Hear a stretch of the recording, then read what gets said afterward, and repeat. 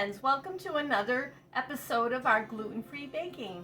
Today we will be making a gluten-free bread, but it is also dairy-free, yeast-free, and of course I'm using monk fruit, which makes it sugar-free, but you could certainly choose to use maple syrup, honey, coconut sugar, whatever your choice would be.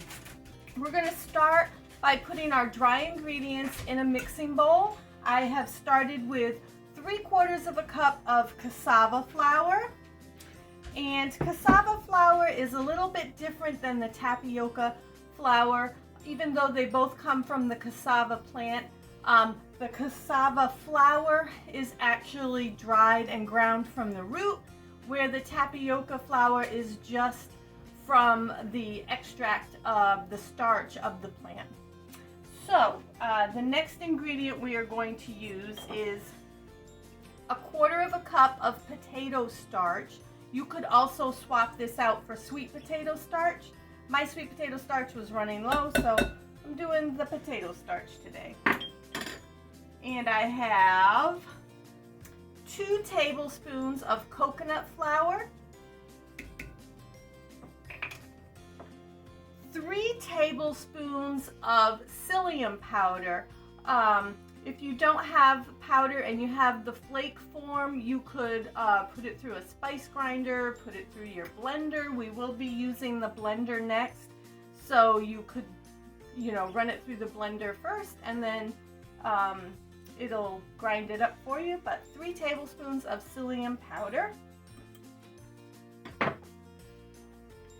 1 teaspoon of baking soda, and 1 teaspoon of salt. And then we will whisk these ingredients together. Okay, our dry ingredients are mixed up together nicely. We'll just set these aside for a minute. And then I'm going to take out my blender. We want to use 7 eggs. That's a lot of eggs, I know, I agree. But that's just what works. However, today I was a little short, so I threw in 2 egg substitutes with my flax meal and my water. If you aren't familiar with that, 1/4 of a cup of flax meal, and it's ground flaxseed, and 1 cup of water in the blender for 2 minutes, and then use 1/4 of a cup of that mixture for every egg that you're substituting. So I have a 1/2 cup of that mixture in here with 5 eggs. And I am going to add also to the blender 3 tablespoons of olive oil. You could certainly use another form, but I like the olive oil. We are adding 2 tablespoons of monk fruit sweetener. If you choose to use honey or maple syrup, eliminate the water. You won't need to have any water, but I have 1 tablespoon of water and 1 tablespoon of vinegar. And I'm going to put the lid on this, and I'm going to mix it up in the base of the blender for a little bit. Okay, our wet ingredients have blended together nicely. And I'm going to add the dry ingredients to the wet ingredients.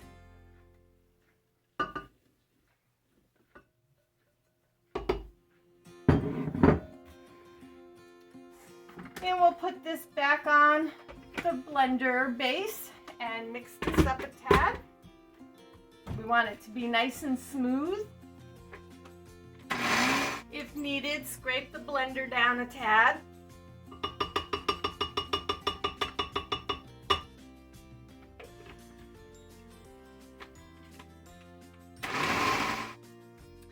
Okay, the dough seems to be blended quite nice. It's quite smooth. And we're just going to pour it into a small loaf pan. I'm using an 8x4 loaf pan today. I have a small piece of parchment paper in the bottom of the loaf pan, and I have the sides and bottom greased. And I'm just going to pour this into my loaf pan. Scrape out as much of the dough as you can. Alright, our batter is in the pan and we're going to put it in the oven and bake it for about 35 to 40 minutes in a preheated 350 degree oven. I was already using my oven, so it's already preheated and ready to go. So I'll catch you back in about 35 to 40 minutes. So it's been 40 minutes. I did check the bread at 35. It wasn't quite done, so I put it back in for another 5 minutes. So let's take a look and see what it looks like now.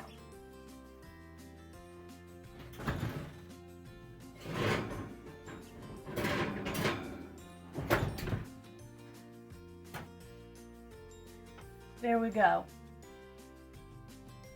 It's golden around the edges and it's firm. Tap it, you can hear.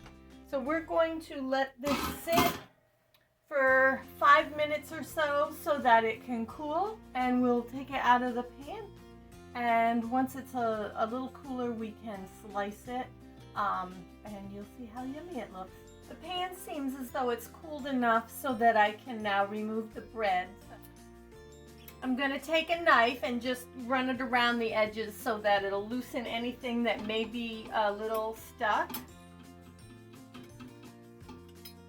And then I'll just invert the pan and the bread comes out. And you can remove your parchment paper and you can see the steam coming off of that. So we will just let this sit and cool. I do think that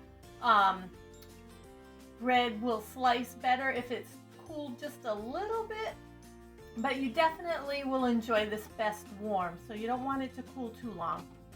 So we'll be back in a minute.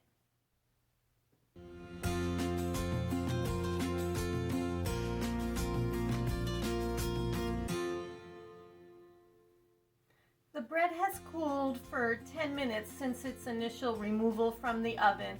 So I'm going to slice it. It's still plenty warm to the touch, so if you want to have some butter or coconut oil or anything on it that you would want it nice and warm, it's perfect time for slicing it.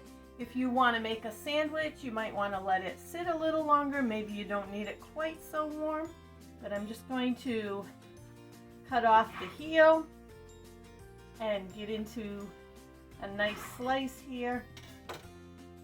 Let's take a little bite, shall we?